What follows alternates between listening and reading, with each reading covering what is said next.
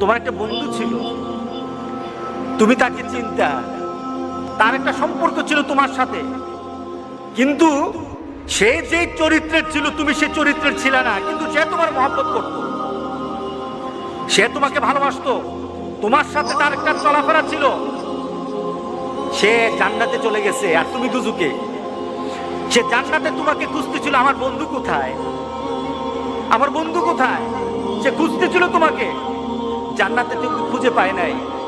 তখন আল্লাহকে বলেছে, আল্লাহ আমার বন্ধু কোথায়? তোর বন্ধু তো দুজুকে, তোর বন্ধু তো দুজুকে।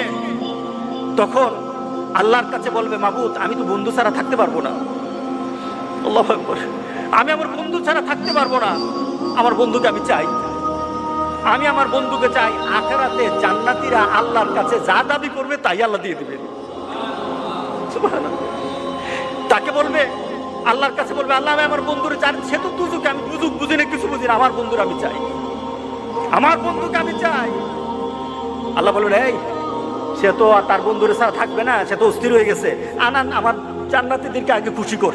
আমার আরশের নিচে, আমার আরশের নিচে যারাই থাকবে সবাইকে ধ্বংস হতেই হবে, সবাইকে ধ্বংস হতে হবে। আমার আরশের নিচে যারা আছে তাদের মৃত্যু হয়ে যাবে। তাদের মৃত্যু হয়ে যাওয়ার পর, জিব্রাইল এবং মিকাইলের মৃত্যু হওয়ার পর আল্লাহ সুবহানাহু ওয়া তাআলা আবার জিজ্ঞাসা করবেন, আর কে বাকি আছে? আল্লাহু আকবার, আল্লাহু আকবার, আর কে বাকি আছে?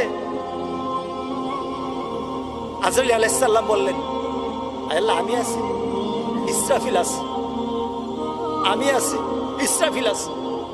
রব্বুল আলামিন বলবেন, ইসরাফিলের জান কবজ করো, ইসরাফিলের জান কবজ করো। ইসরাফিল আলাইহিস সালাম চলে যাবে। এবার আল্লাহ বলেন, আর কে বাকি আছে?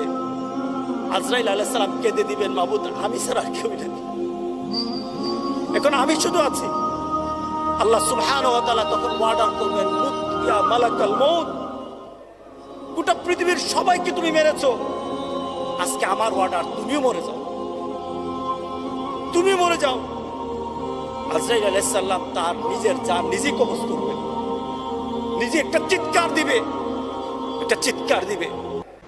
রব্বুল আলামিন আজকে যারা আমার বাপ, আমার মা, আমার পরিবারের কোনো সদস্য, আমার পরিবারের কোনো ব্যক্তি যারা নিজেরা নামাজ হয়তো পড়তো,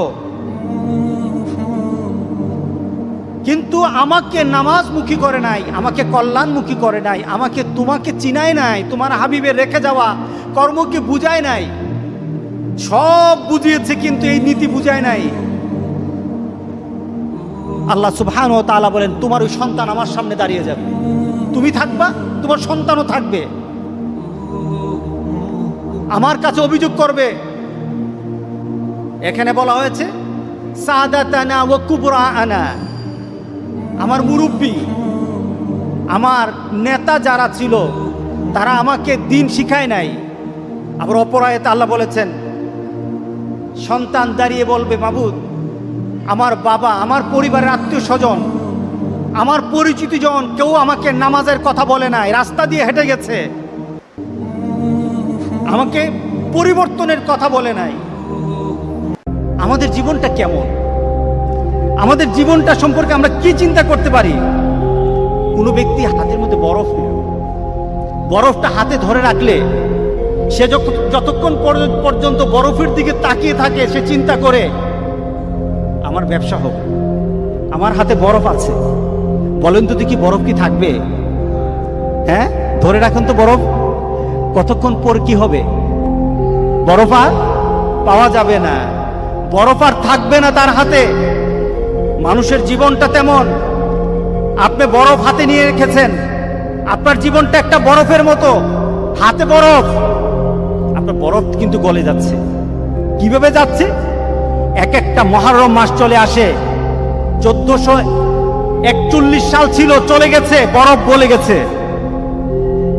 1442 সাল এসেছে, আনন্দ হওয়ার কিছু নেই, বরফ কিন্তু গলে গেছে। সুবহানাল্লাহ।